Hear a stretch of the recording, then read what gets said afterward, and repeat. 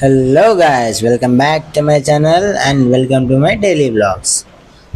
నేనైతే నిజామాబాద్కి వచ్చిన విషయం మీ అందరికీ తెలిసిందే. సో మేము స్టే చేస్తున్న రూమ్ అయితే ఇలా ఉంది. అండ్ ఇది వచ్చేసి మన బెడ్.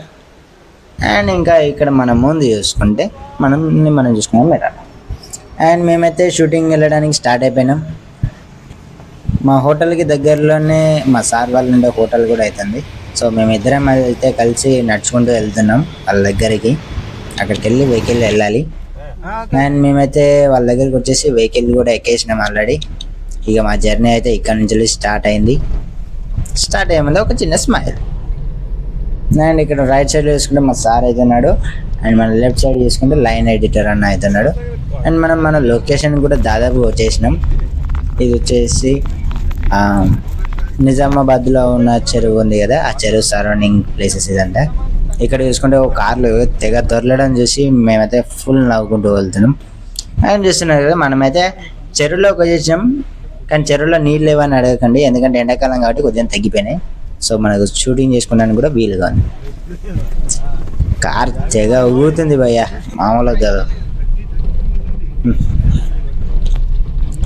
ఓకే, ఇక్కడ నుంచి చూసుకుంటే అంత దూరంలో ఉంది. చుట్టూ చూస్తే ఒక చెట్టు కూడా లేదు. అండ్ ఇక్కడ చూసుకుంటే మా ప్రొడక్షన్ సెటప్ అయితే ఇక్కడ ఉంది.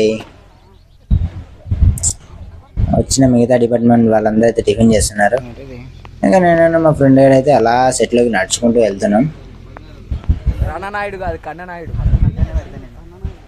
ఎందుకురా ఎందుకురా ఎందుకురా రే ఎందుకురా ఉన్నారా? ఇదేనా మన లొకేషన్. అండ్ ఇది వచ్చేసి కాస్ట్యూమ్ డిపార్ట్మెంట్ అయితే ఇక్కడ ఉంది. ఇక్కడ చూసుకుంటే మా అంజి మామ.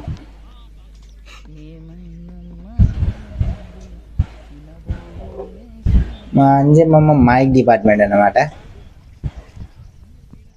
అండ్ ఇక్కడ చూసుకుంటే చాలా బర్రెలు కూడా వస్తున్నాయి.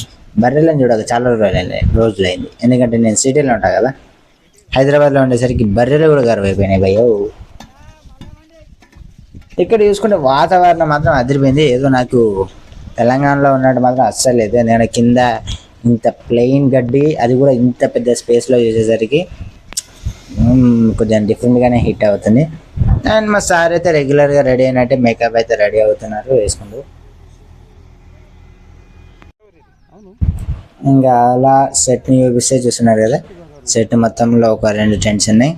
అండ్ ఇక్కడ చూసుకుంటే అక్కడ అప్పుడప్పుడు ఇట్లా పావురాలు కానీ పిట్టలు కానీ పక్షులు, ఒక రకమైన పక్షులు అయితే గుంపుగా అయితే వెళ్తున్నాయి ఈ ప్లేస్లో. ఎందుకంటే ఈ చెరువుకి అవతల పక్క ఒక పెద్ద అడవి అయితే ఉందంట, అందుకే. అండ్ ఇక్కడైతే నేను మా సార్ కలిసి ఆరామ్స్గా రెస్ట్ తీసుకుంటున్నాం. అండ్ ఇక్కడ చూసుకుంటే ఎట్లా షూటింగ్ అయితే అయిపోయింది. సన్సెట్ కూడా దగ్గర అయిపోయింది, లైటింగ్ కూడా పోయింది కాబట్టి వెళ్ళి ప్యాకప్ అయితే చెప్పడానికి రెడీగా ఉన్నారు. కానీ ఇంకొక లాస్ట్ ఒక షాట్ అయితే బ్యాలెన్స్ ఉంది, అది నైట్ సీన్. సో అది తీసిన తర్వాత ప్యాకప్ అయితే చెప్తారు. అదే అందరూ ఎటోలట్టు సర్దుకున్నారు, ప్యాకప్ చెప్తే వెంటనే వెళ్ళిపోదామని. ఈ షార్ట్ అయిపోతుంది, షార్ట్ అయిపోయిన వెంటనే ప్యాకప్.